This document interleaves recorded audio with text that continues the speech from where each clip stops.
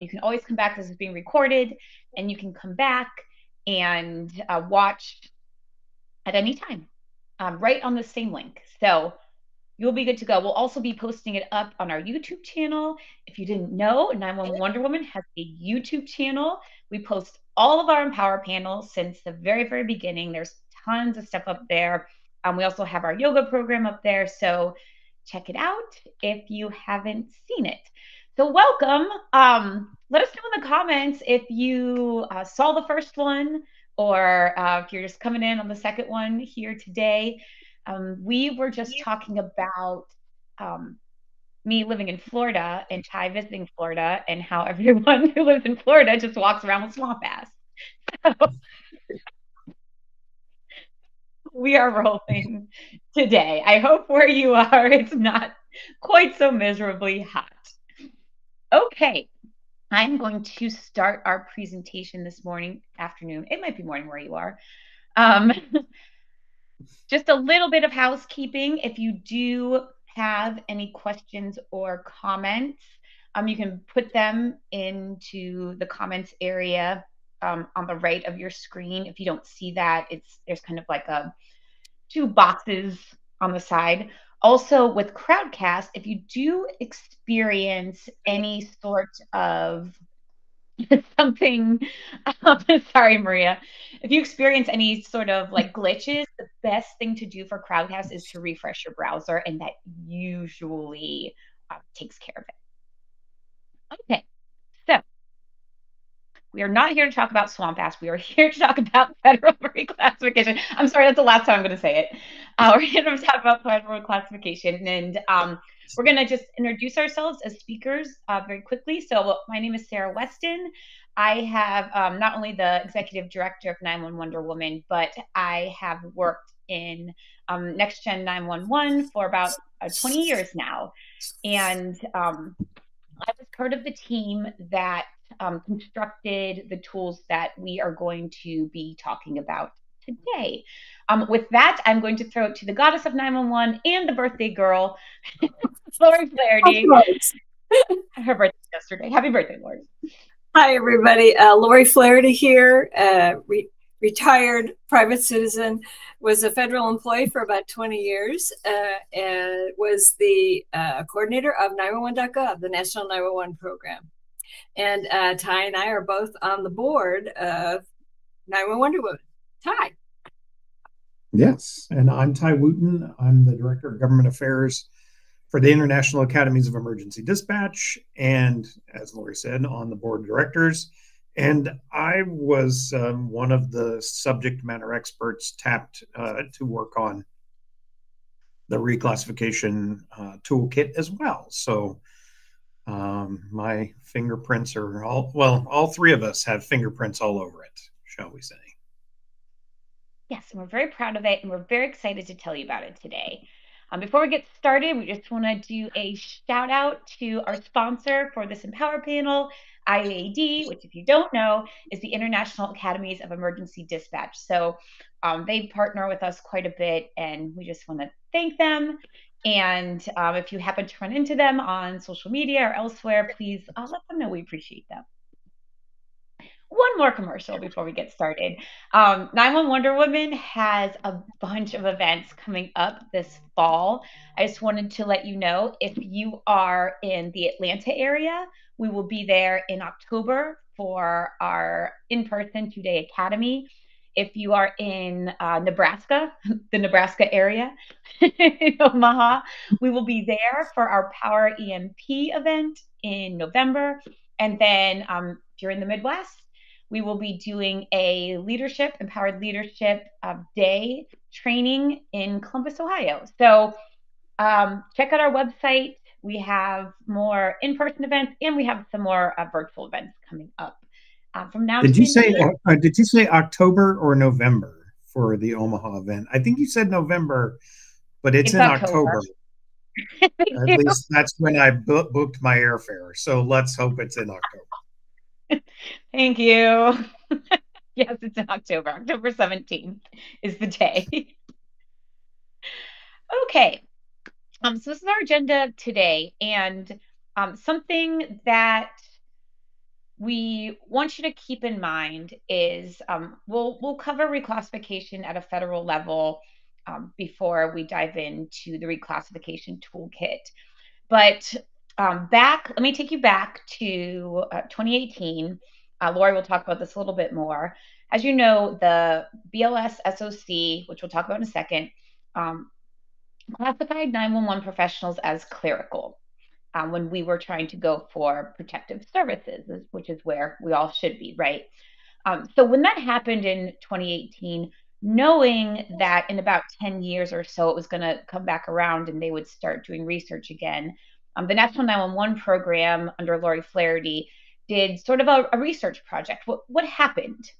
Why was it classified as clerical? Like, was this some injustice, or what's really going on?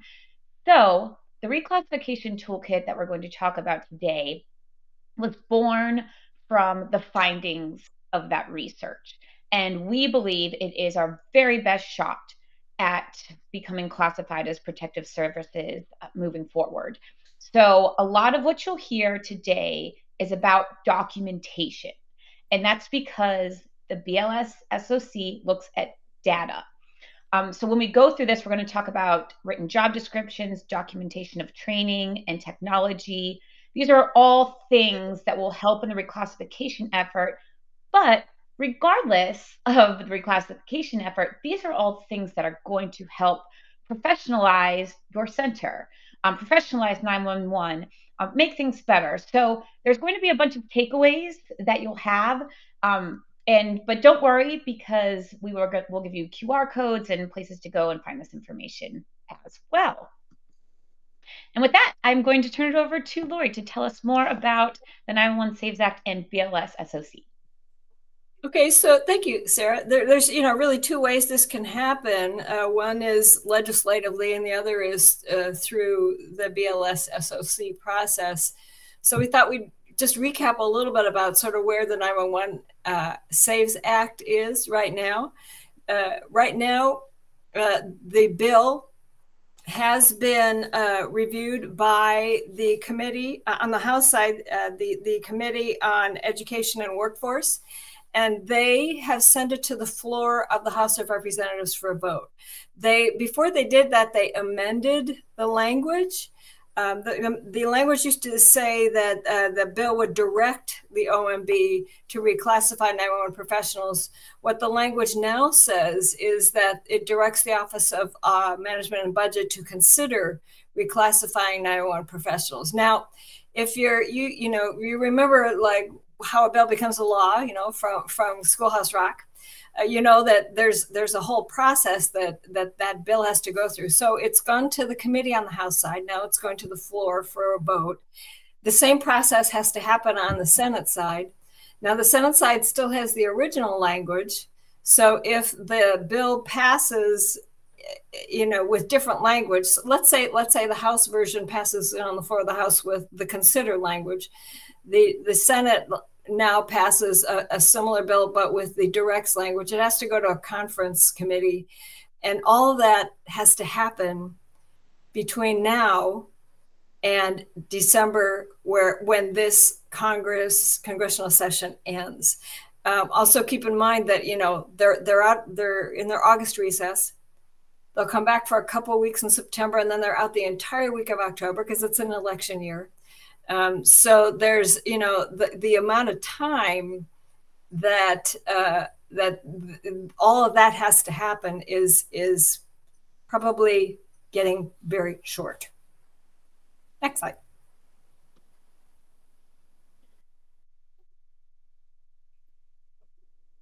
So if it does pass, basically, I guess it depends on the language that ends up in the bill.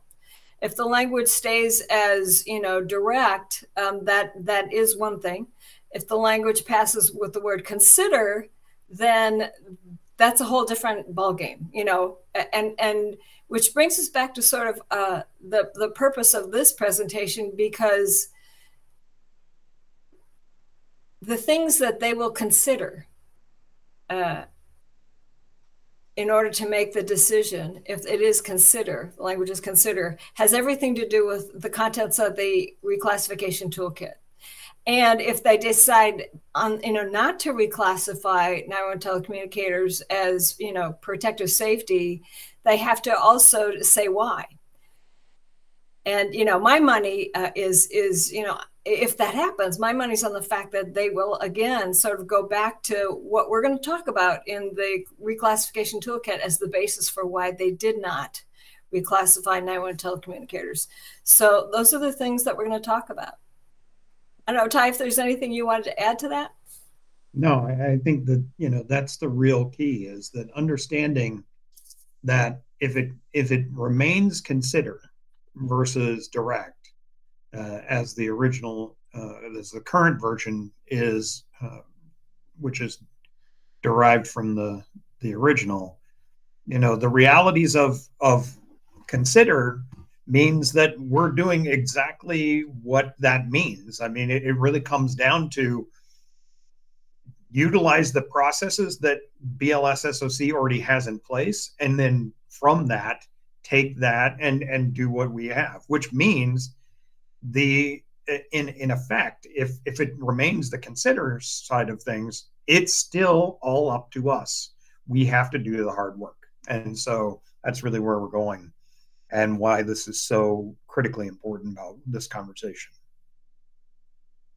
So when we talk about the BLS SOC, like what the heck is that? Like, what does that have to do with anything? And what happened in 2018? So as Sara said, I was a federal employee back then. And after 2018, I went to the folks at the BLS SOC and I said, help me understand how this works, how you made that decision.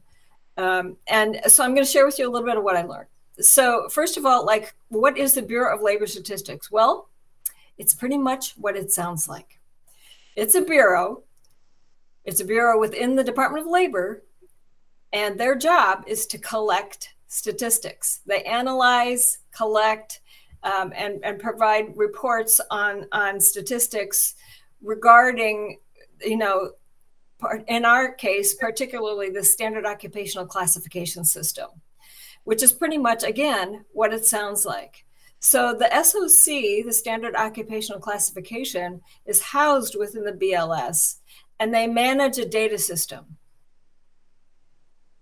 And I'm pausing there on purpose. So these are folks that deal in statistics, they deal in data, they deal with objective information that allows them to categorize thousands of jobs into, one of 867 detailed occupational classifications. It's been around since 1977.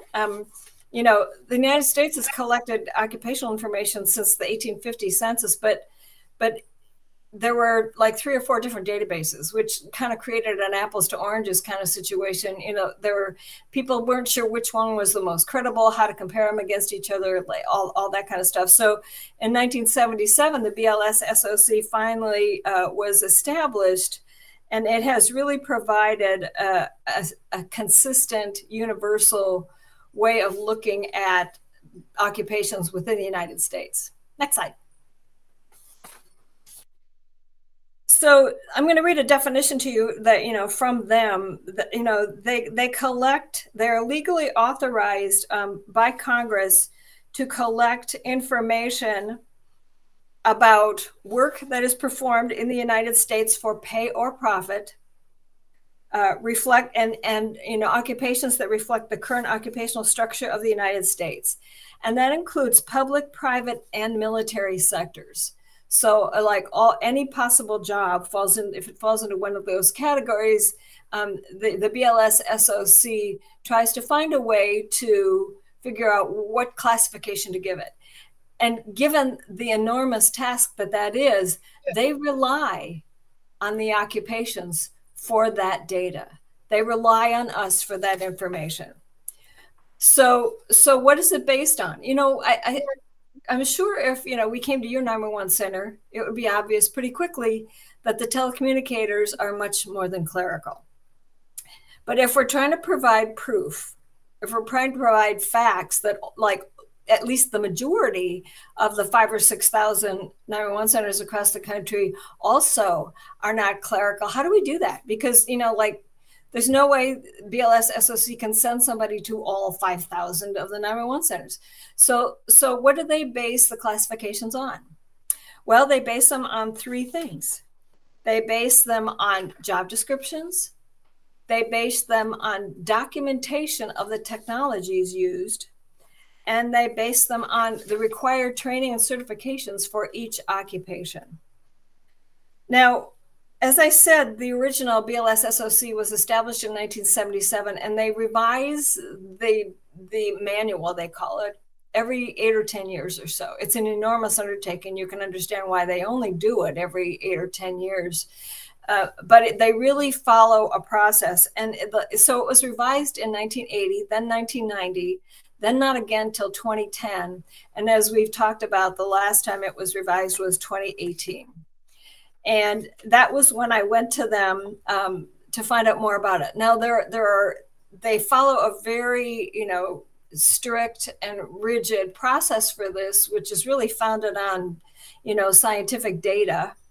And there are multiple opportunities for the public to provide input to that process as it's going on. It usually takes about 4 years from the time they start to the process until they publish the next manual, if you will.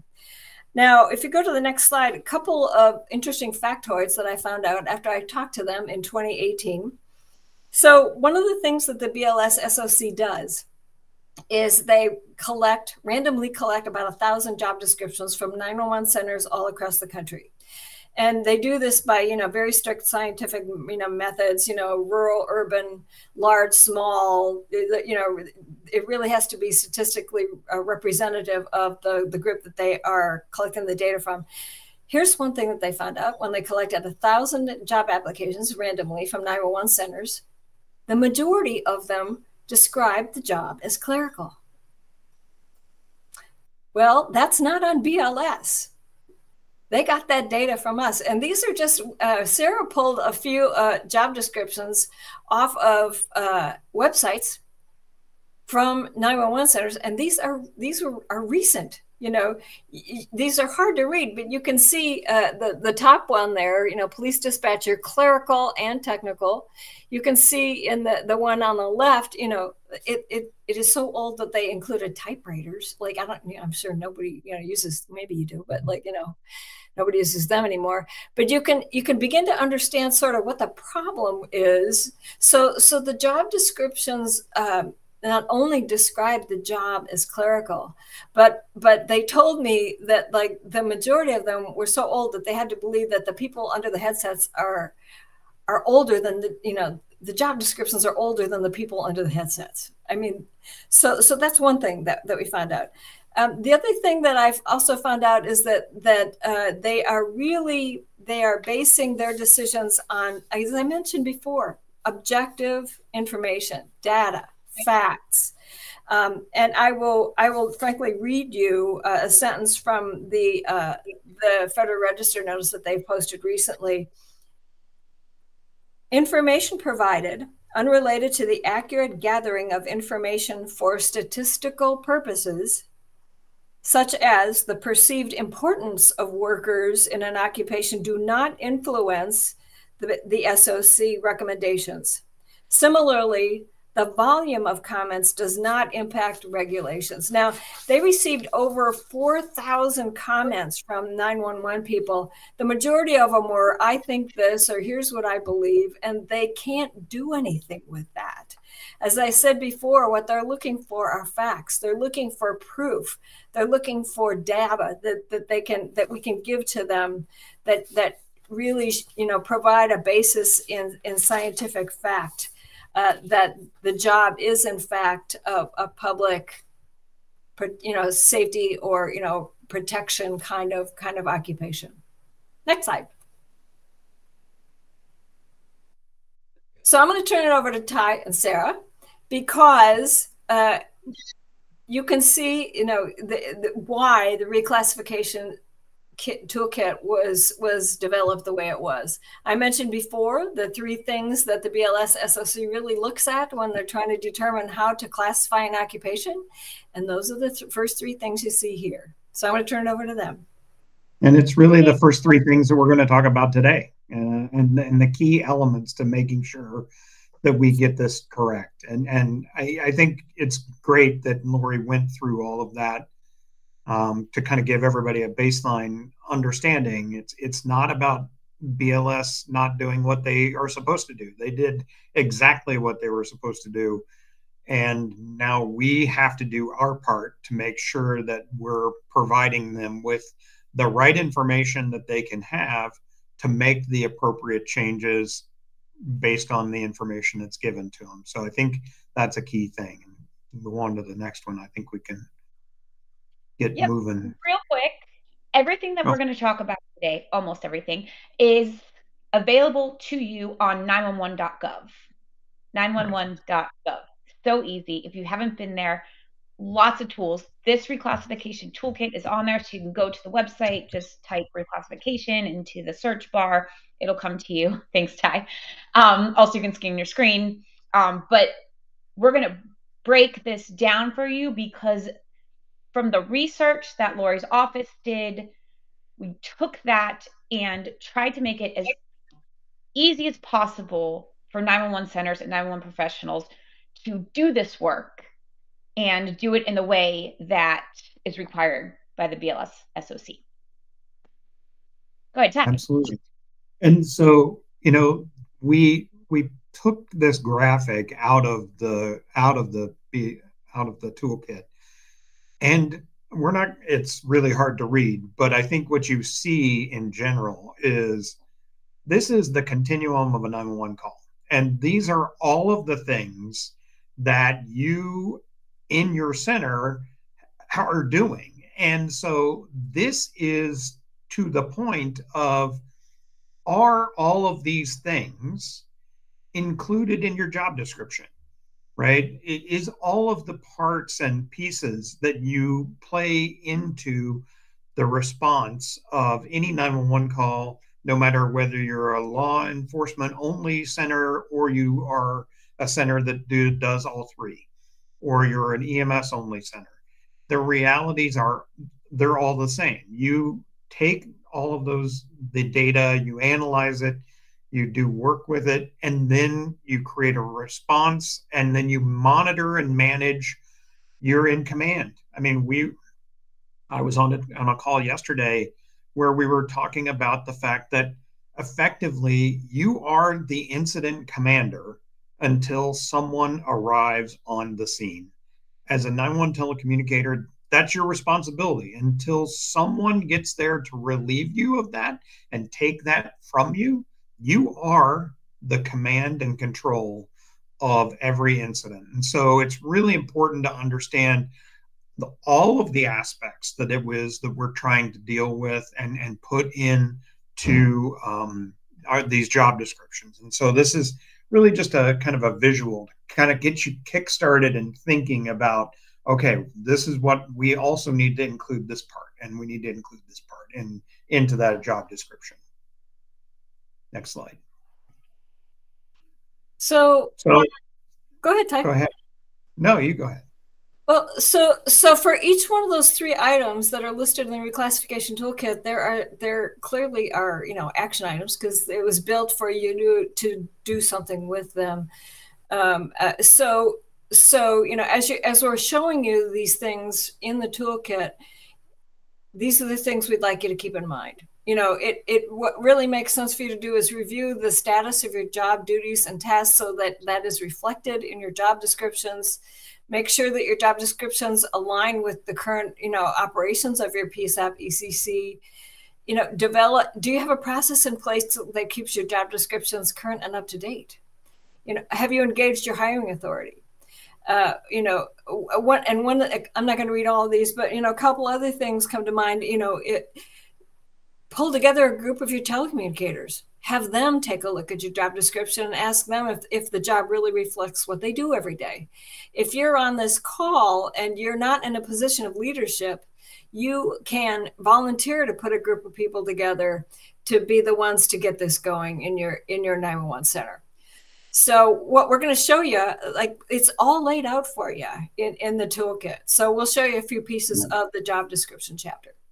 And if we could, before we jump away from that one, I just want to take a second to say, I think the reality is, many of you may be in management or leadership in your center, and we have to realize that, developing a process and keeping the job descriptions current and up to date, that's a best practice, right? This is something that should be done routinely, and it's not something that we should do, once every 8 to 10 years.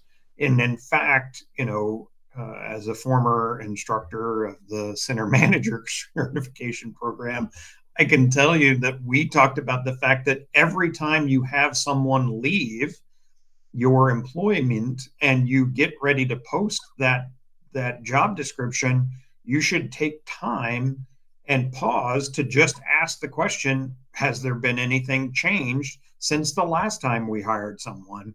And that might be kind of a mundane and onerous question, because you might be posting that job description every 6 weeks.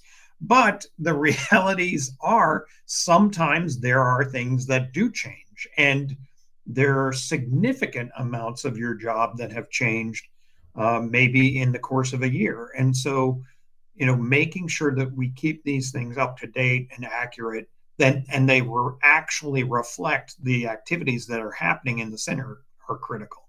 Next slide.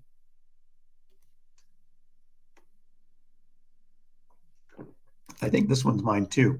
So it's really about identifying the essential job functions. For a lot of us, the essential job functions are, well, we all have a couple essential job functions: show up to work, show up on time.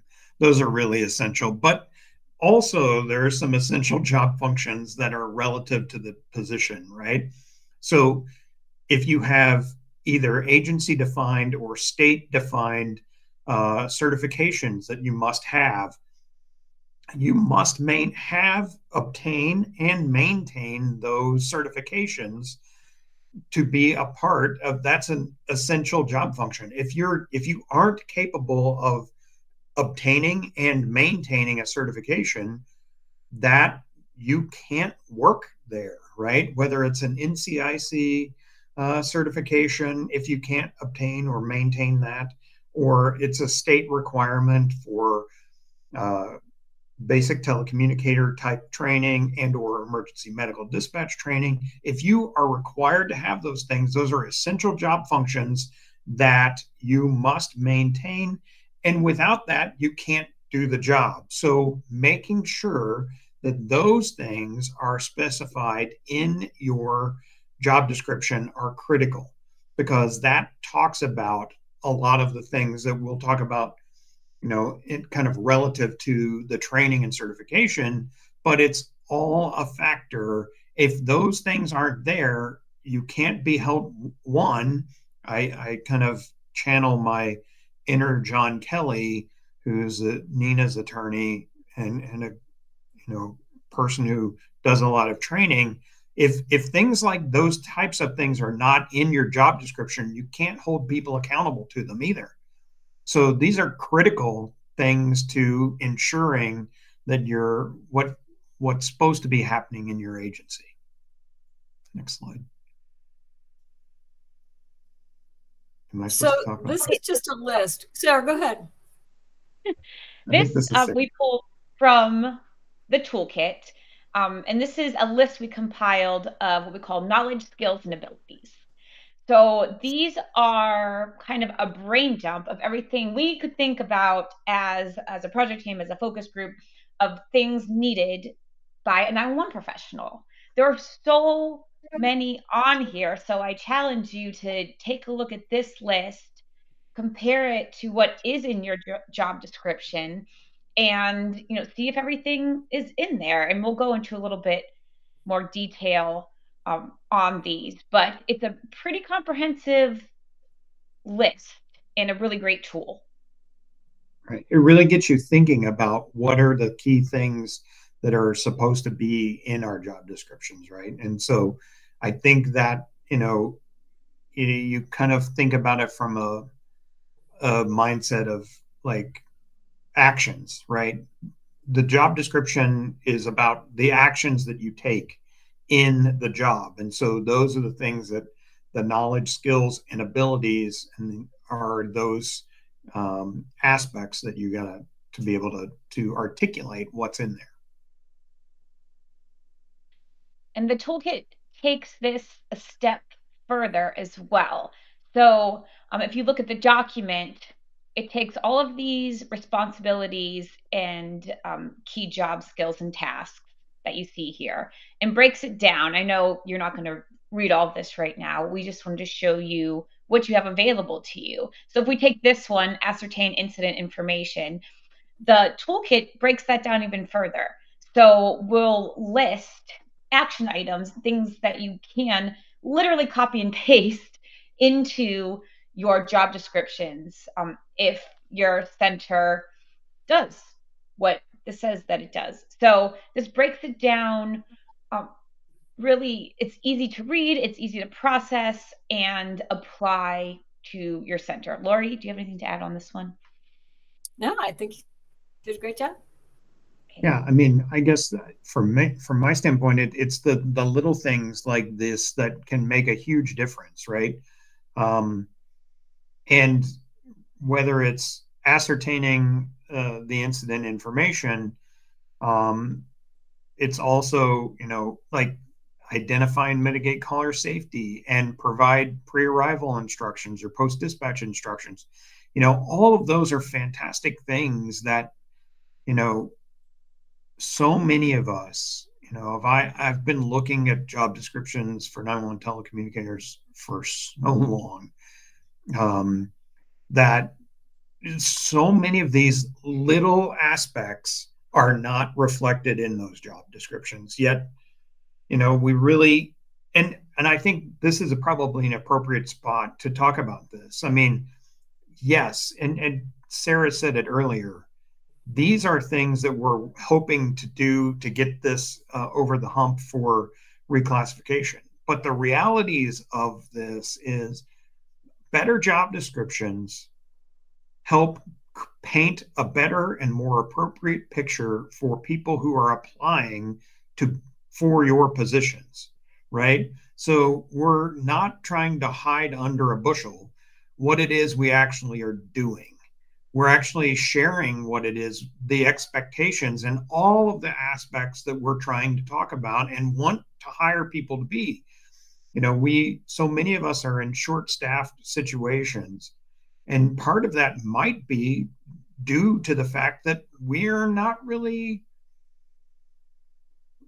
coming clean, shall we say, with what the expectations are, because we that's such a small part of our big job. We won't put that in the job description. Well, all of those little things add up to be one giant big thing. And sometimes when we are, we have new employees, we don't do a good enough job telling them all of the aspects of really what it is until we get them in training. And then, 2 weeks into the training program, they walk and we're like, why? Well, did we tell them all of the things that we're asking them to do? And part of that, I think this process not only helps us for reclassification, but it really helps individual agencies recruit, hire, and retain the best people, because you're actually talking about the aspects of what is happening in your center. Yes, excellent point.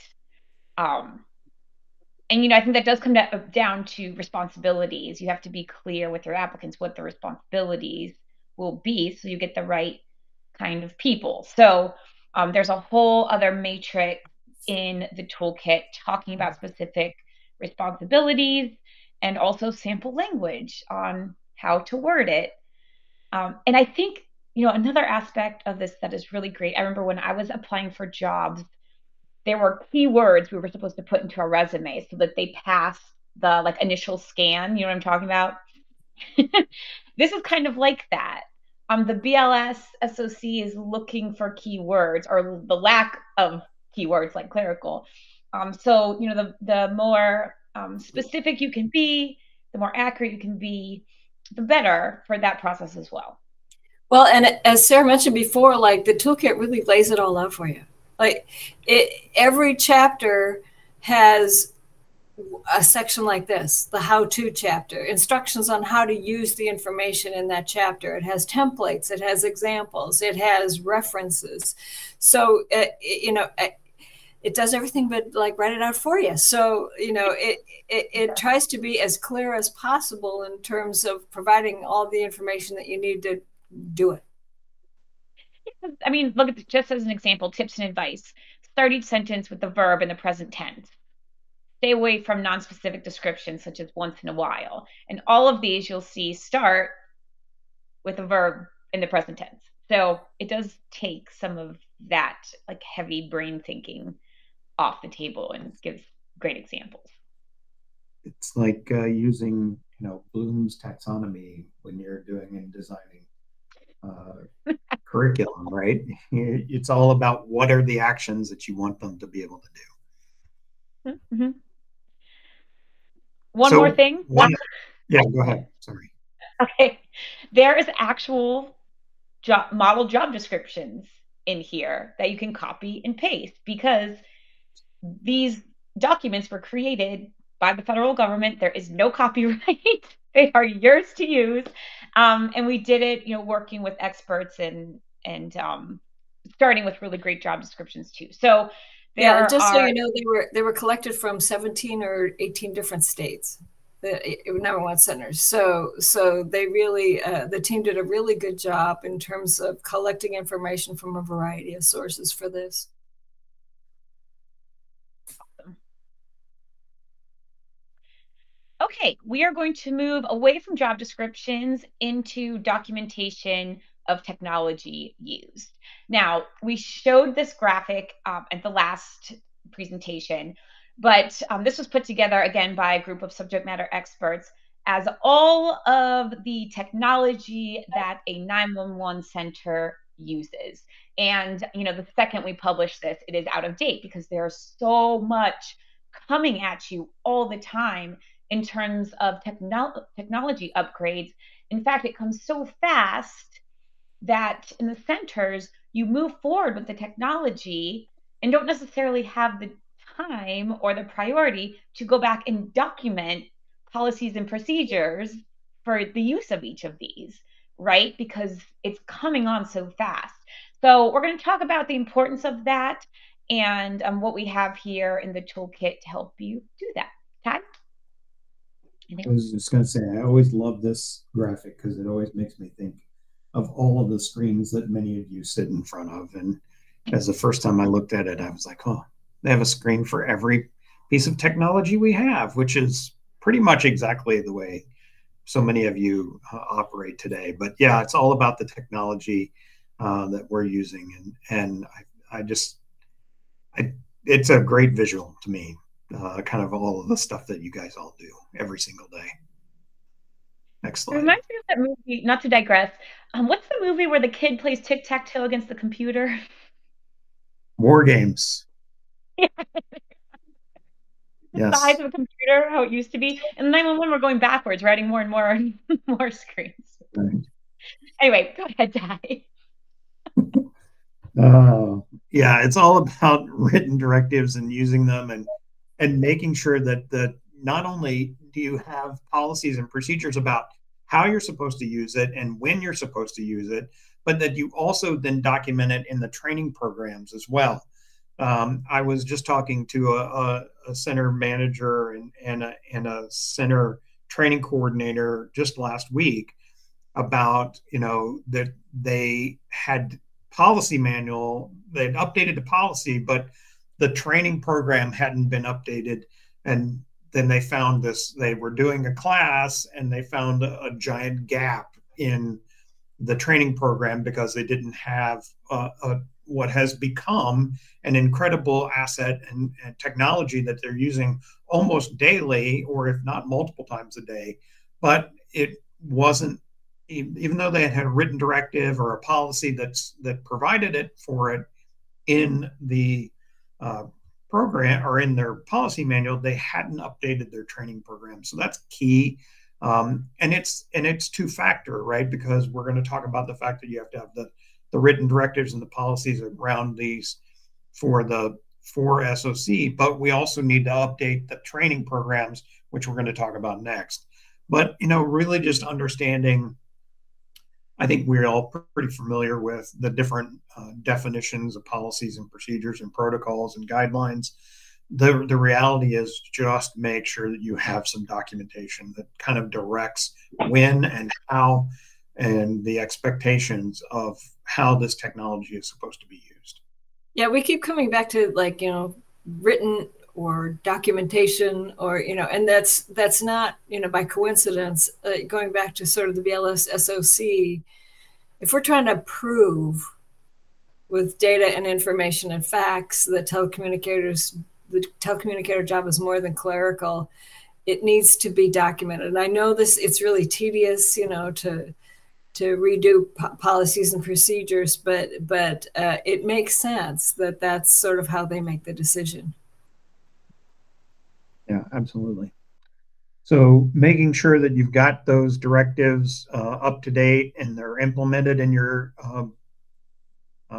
job, not only the job descriptions, but in the policy manuals, ensuring that all of the technology that you have, as Sara said, sometimes we take on technology, we implement it, but then we kind of sometimes wait to write the policy or how it's supposed to be used. We kind of just assume everybody's going to do it once they've been trained, we're good to go, and we'll write the policy later.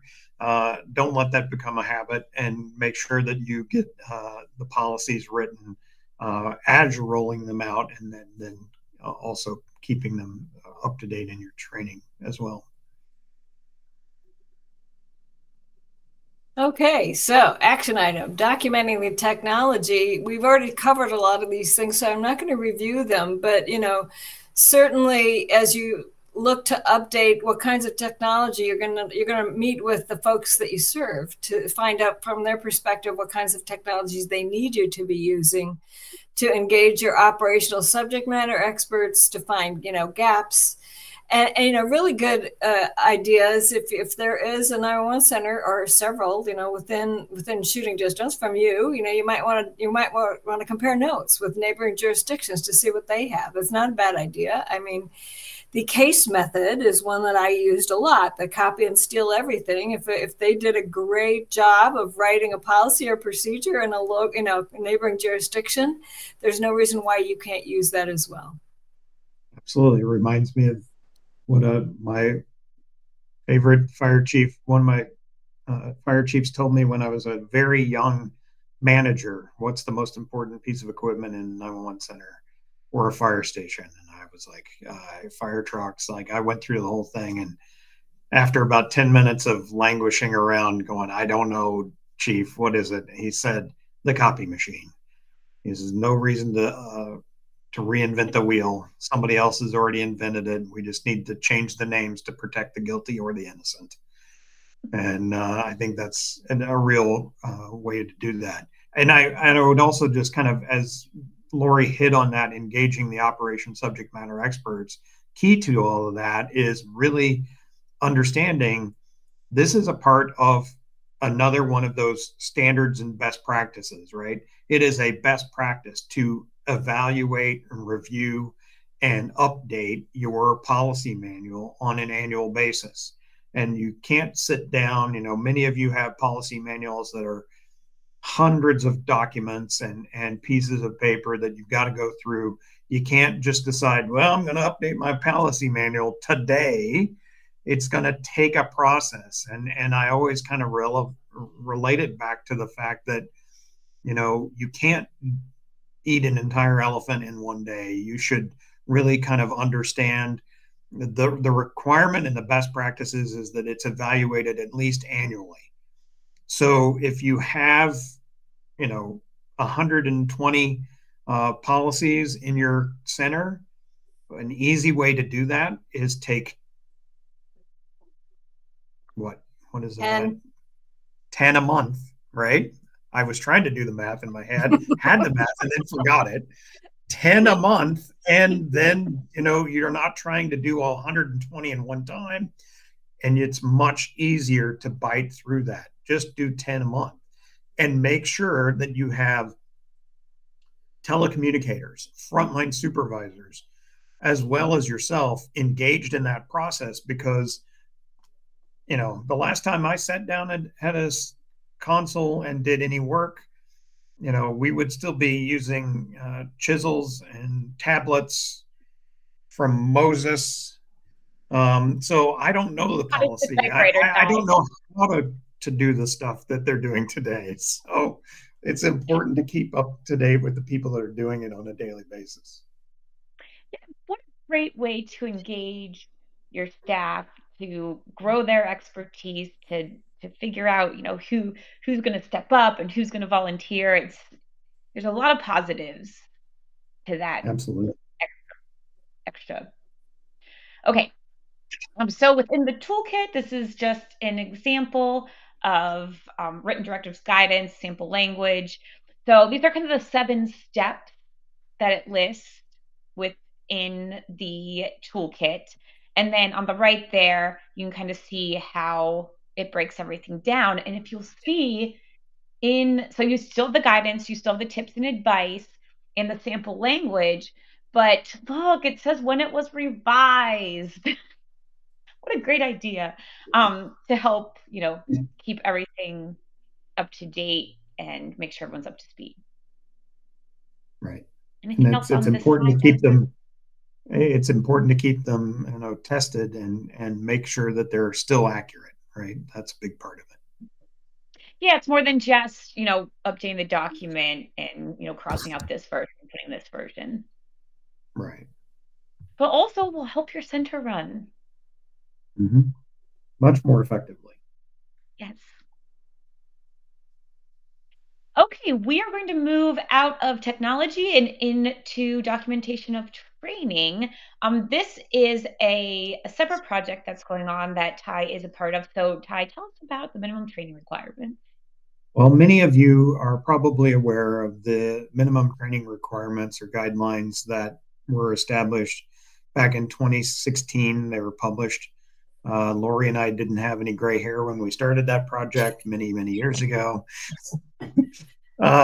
We got it all during that process, but it was a multi-year program and process that culminated in the publishing of that document.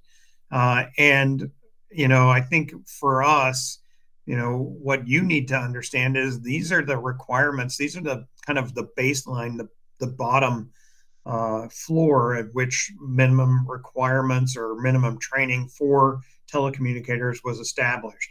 And, and there were other entities that had a lot of those things, but this kind of coalesced in an understanding that this was like everybody could agree that this was something that everybody wanted to be the floor.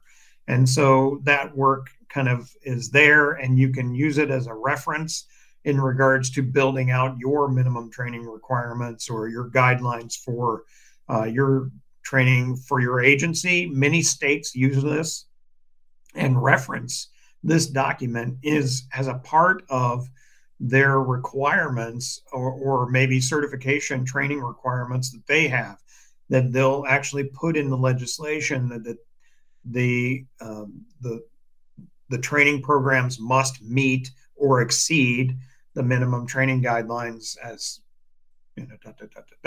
So that's an important aspect. I will just say that there is a working group actually currently happening, and in fact, yesterday when we were prepping for this call, I had to kind of bounce back and forth between that call and this call and prep because we're kind of getting close to the final document, and we were doing revision updates and stuff like that. So, and adjudication. So I think, hopefully by the end of the year, we will have the updated documents, and look forward to talking about those when they come out for sure. So one of the things you'll find in this chapter is this map, which may be useful to you. I don't know where people are tuning in from, but as of May of 2022, the dark colored blue states had minimum training requirements. And if you want to make sure that your center is meeting those, it would be a good idea to contact the state 911 office in your state. And Ty, I think you said it was Oklahoma and Alabama that have turned dark blue since 2022. So it's almost all 50 states. Yeah, we're really, really close. And I also just want to point out that some of you may be looking at this and going, well, my state actually doesn't have training certification requirements. So I think this is a broader kind of perspective. So if your state does have like emergency medical dispatch requirements, then that was considered a part of some sort of training and certification requirements. So again, I think it's important, Laurie, you just said it, you need to make sure that if you're not sure, go to your NASNA representative, your state 911 coordinator, and find that information and understand exactly. And also, there's a resource that you can use on 911.gov about current legislation facing 911. It's also available that you can look up by state too. So that's a great resource as well. So, action items. Again, we're looking at documenting your training and documenting what certifications are required.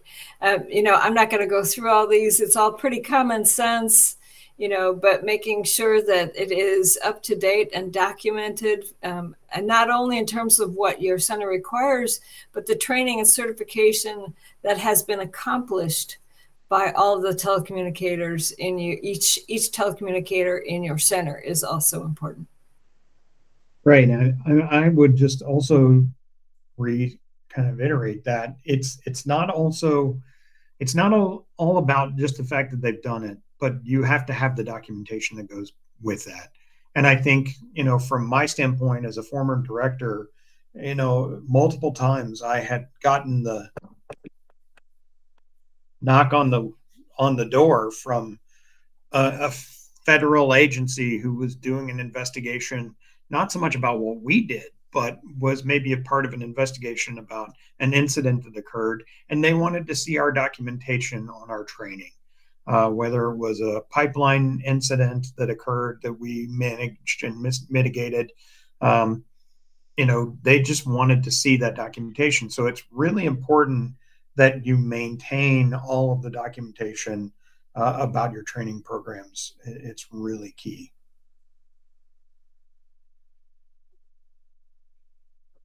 So these are just subject areas. Oh, go ahead. Yeah, go ahead. Ty. No, go ahead, Sarah.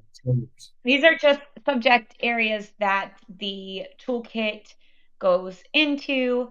There's a little bit of information in there if you don't have some of these formal trainings, how to set some of this up, building training tools that you can document and use in your center. That's what you'll find within the toolkit. Go ahead, Ty. And there's tons of resources there. And I think it's really important that, hopefully all of you already have some sort of training program in place. But if you don't, and you're looking to figure out what to do, this is a great starting point for you to kind of pick up and get going with how does that happen. And then there's tons of other resources that are available, whether it be through other entities like NENA or NAPCO and others.